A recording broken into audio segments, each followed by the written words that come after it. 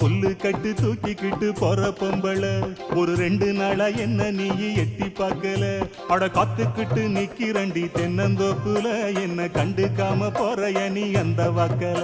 அட காத்துக்கிட்டு நிக்கிறண்டி தென்னந்தோப்புல என்ன கண்டுக்காம போறைய நீ அந்த வாக்குல. கல்லு கட்டு நோக்கத்துல வந்த மாப்புள்ள இப்ப சுத்தி சுத்தி ஆடி